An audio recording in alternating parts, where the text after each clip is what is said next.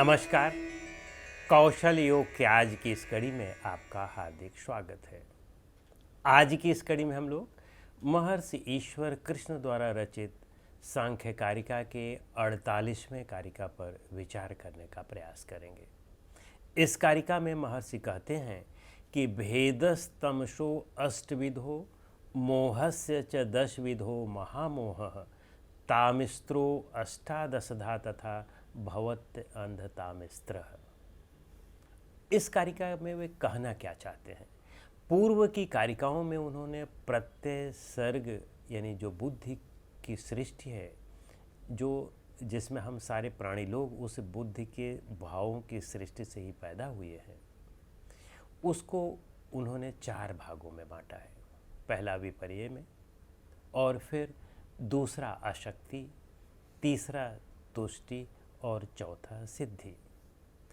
अब उस विपर्य जो पहला भाग है प्रत्यय सर्ग का, बुद्धि की सृष्टि का, उसके उपभागों की चर्चा यहाँ कर रहे हैं। उसको पुनः कुछ और अन्य भागों में बांटते हैं। तो विपर्य जिसे मिथ्या ज्ञान कहा गया है, और विपर्यो मिथ्या ज्ञानम तदुपप्रतिष्ठम, जिसे हमारे यहाँ योग सूत्र में महर्षि पतंजलि ने परिभाषित किया है कि वह वस्तु जो अपने रूप में न होकर के दूसरे रूप में स्थित होने का प्रयास करे, उसे हम विपर्य कहते हैं। ऐसा महर्षि पतंजलि कहते हैं। यानी एक उदाहरण के रूप में लें, जैसे रज्जु है और सर्प है, रस्सी है और सांप है। रस्सी में सांप नहीं होता और सांप में रस्सी नहीं होता, लेकिन रस्सी को जब हम अज्ञानतावश सांप समझ लेते हैं, रस्सी में सांप की प्रतिष्ठा कर लेते हैं, तो इसे ही भ्रम कहा जाता है और इसे ही यहाँ पर विपर्य कहा गया है।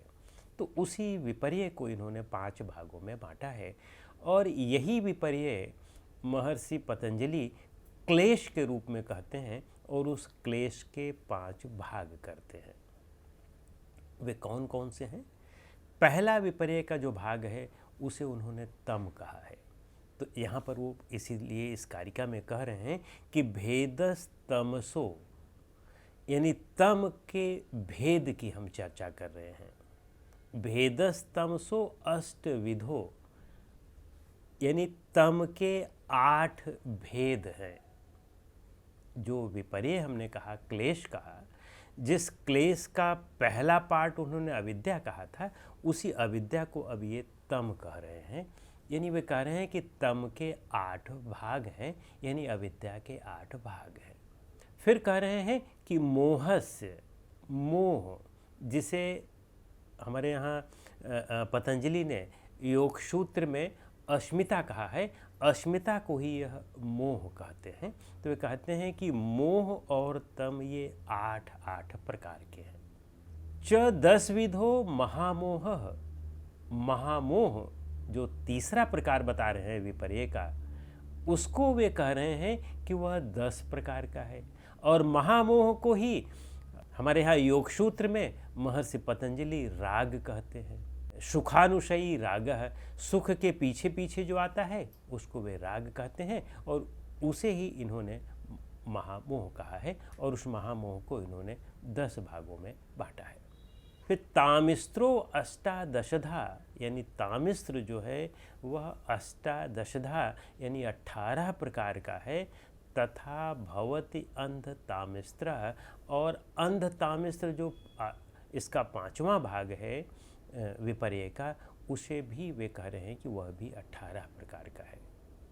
अब वे कौन कौन से हैं, इसकी तो महर्षि अगले उसमें चर्चा करते हैं, लेकिन यहाँ पर हम इसको हम थोड़ा सा एलाबोरेट करने का प्रयास कर रहे हैं। तो जो पहला उन्होंने तम कहा है, विपर्य का भाग तम है, तो उस तम को इन्होंने 8 भागों में बांटा है। तो वे कौन कौन से हैं? आत्मा को हम आत्मा न समझ करके जब हम प्रकृति समझने लगते हैं, तब भी वह तम है। और फिर तम जो है एक और इसके अन्य प्रकार है, चूँकि आज 8 प्रकार उन्होंने बताया, तो प्रकृति के बाद महत, आत्मा को हम महत समझने लगें, बुद्धि समझने लगें, तो वह भी एक प्रकार का तम है, वह भी एक प्रकार की अविद्या है। फिर आत्मा को हम अहंकार समझने लगें, वह भी एक प्रकार की अविद्या है, तम है।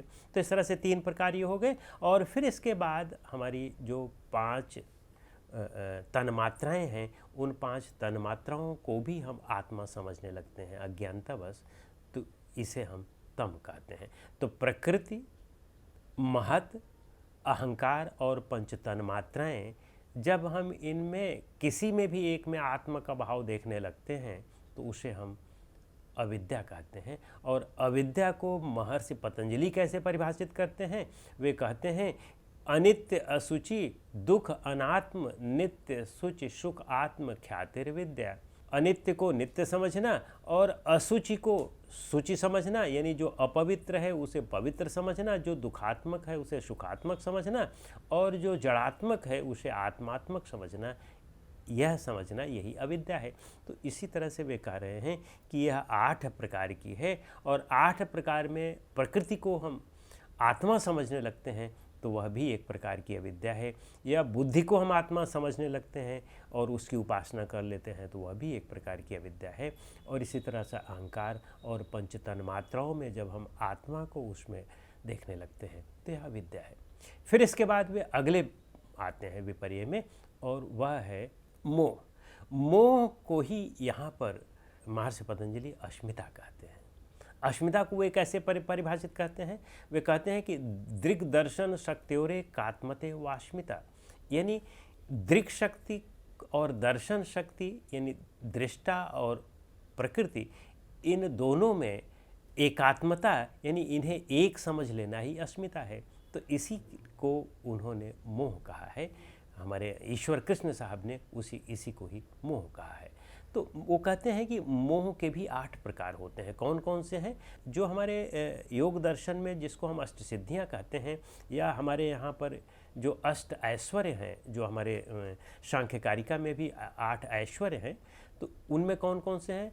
अणिमा, महिमा, लघिमा, गरिमा, प्राप्ति, प्राकाम्य, वशित्व, ईशित्व, ये जो 8 प्रकार के ऐश्वर्य हैं, जब हम आत्मा को इनमें देखने लगते हैं और वो सोच हम समझते हैं कि 8 सिद्धियाँ ये हमेशा हमारे साथ रहने वाली हैं, ये नित्य हैं, जब हम ये देखने लगते हैं तो इसे ही उन्होंने मोह कहा है। योग सूत्र में महर्षि पतंजलि ने इसे ही अस्मिता कहा है। फिर इसके बाद अगला भाग जो आता है वह है महामोह। महामोह को इन्होंने 10 प्रकार का बताया है और वहाँ पर महर्षि पतंजलि ने उसे राग कहा है। सुखानुशयी राग, सुख के पीछे पीछे जो चलता है उसको हम राग कहते हैं। तो वे कहते हैं कि ये जो महामोह है यह 10 प्रकार का होता है, 10 विधा 10 प्रकार का होता है। तो ये 10 विधा कौन कौन से हैं? वे कहते हैं कि जो हमारे 5 तन्मात्राएँ हैं, 5 तन्मात्राओं में रूप, रस, गंध, शब्द और स्पर्श, ये 5 तन्मात्राएँ हैं। 5 तन्मात्राएँ ये दिव्य और अदिव्य 2 प्रकार की होती हैं। यानी जो सतोगुणी व्यक्ति है, जब वह इन तन्मात्राओं में अपने आप को देखने लगता है तब उसकी दृष्टि कुछ दूसरी होती है। और राजसिक और तामसिक जो अदिव्य व्यक्ति हैं, राजसिक और तामसिक व्यक्ति हैं या पशु पक्षी हैं, तो वे कहते हैं कि ये जो अदिव्यता है ये भी 5 प्रकार की होती है। तो ये 5 प्रकार उसी तन्मात्राओं में दिव्यता भी होती है और उसी तन्मात्राओं में अदिव्यता भी होती है। तो इस तरह से 5 दिव्य और 5 अदिव्य, ये 10 प्रकार के हो गए। तो इन्होंने महामोह को भी 10 भागों में बांट दिया है। फिर इसके बाद तामिस्त्र है। तामिस्त्र को यहाँ पर द्वेष है। महर्षि पतंजलि जिसे द्वेष कहते हैं, और वो कहते हैं कि दुखानुशयी द्वेष। द्वेष क्या है?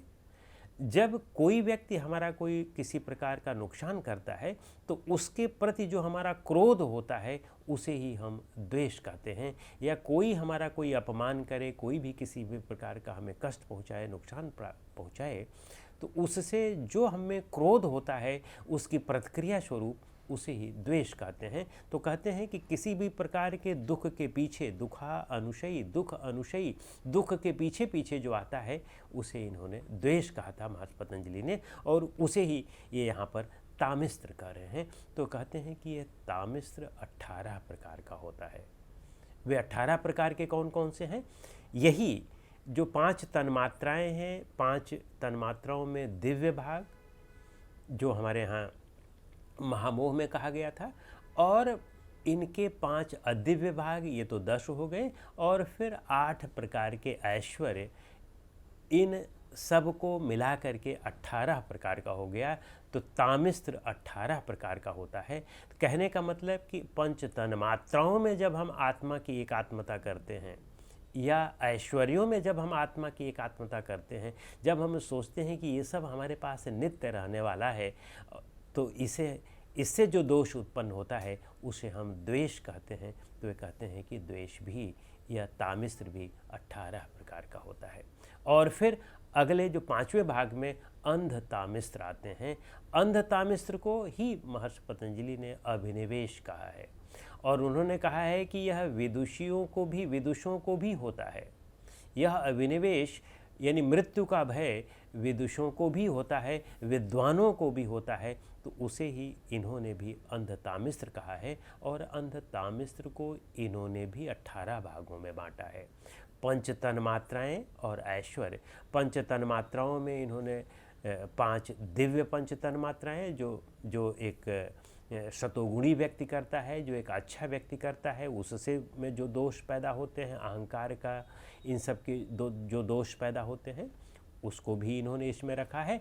और जो तमोगुणी लोग होते हैं, उनमें जो प्रकार की परेशानियां पंच तन्मात्राओं से पैदा होती हैं, शब्द रूप रसगंध और स्पर्श, इसमें जो वे गड़बड़ करते हैं, इसमें जो वे परेशानी करते हैं, इसमें जो जिससे उन्हें अविद्या होती है, उसको उन्होंने अदिव्य कहा है। तो 5 तन्मात्राओं में 5 दिव्य भाग, और उन्हीं 5 तन्मात्राओं में 5 अदिव्य भाग, तो इस तरह से ये 10 हो गए। और 8 ऐश्वर्य, जो 8 ऐश्वर्य जिसे पतंजलि सिद्धि कहते हैं, उन ऐश्वर्यों को जब हम जोड़ लेते हैं इसमें, उन ऐश्वर्यों में भी जब हम नित्यता देखने लगते हैं, उनमें अपनापन देखने लगते हैं, और उन्हें छोड़ने का मन नहीं करता है, जबकि मृत्यु हमें छोड़ देती है, उनसे अलग कर देती है, तो इसलिए हम लोग मृत्यु से भी भय करते हैं, तो उसे उन्होंने अंधतामिस्त्र 18 प्रकार का कहा है। तो इस तरह से इस कारिका के विषय में इतना ही। अगली कारिका के विषय में हम लोग अगली कड़ी में चर्चा करेंगे। नमस्कार।